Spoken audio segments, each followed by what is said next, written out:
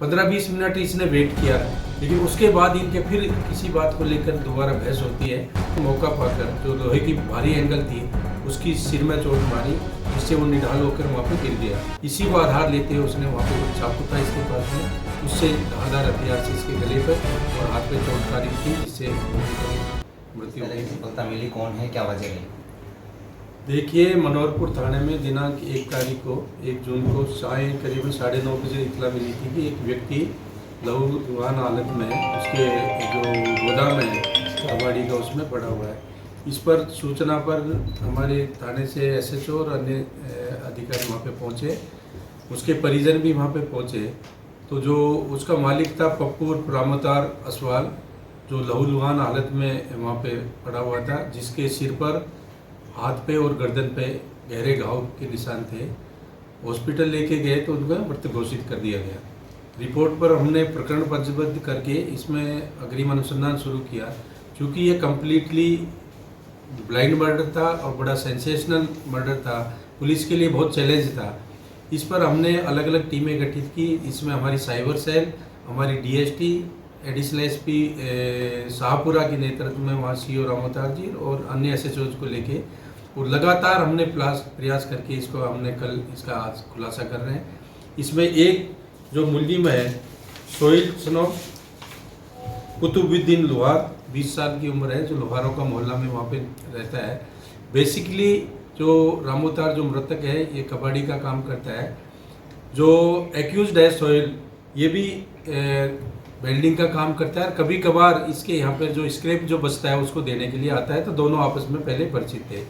घटना के दिन करीबन 6:15 बजे ये शाम को किसी काम से इस कबाड़ी की दुकान पर आता है और इसने अपने कबूतरों के लिए जो इस प्लास्टिक का जो कूलर होता है उसको कबूतर रखने के लिए कूलर मांगा। तो इनके दोनों के किसी बात को लेकर आपस में बहस हुई।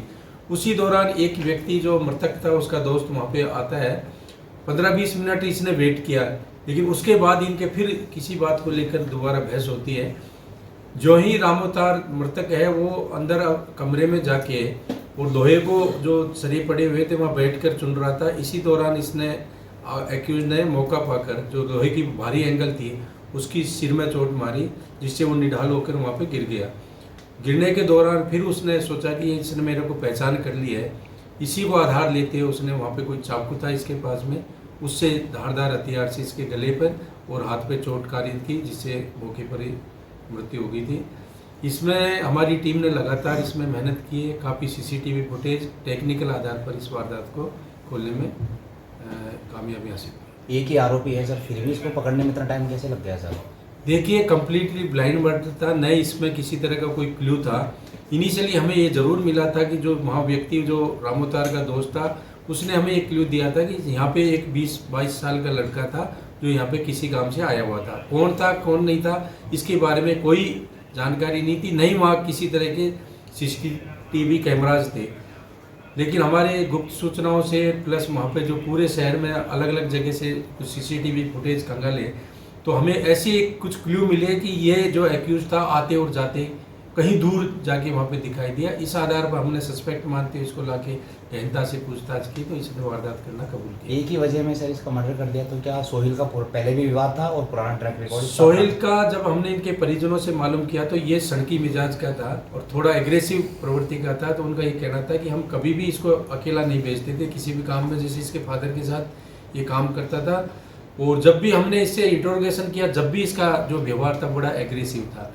तो इसका चूँकि इनके जो हॉट टॉक्स हुई, जो गाली गलौज हुई, वो इसका कहना था कि मेरे को वो अखरी और उसी के लिए मैंने सबक सिखाने के लिए इस तरह की इसके चोट मारी। चोट मारने के बाद में चूँकि इसको पहचान नहीं ली, इसलिए इसने इसकी मौत के घाट में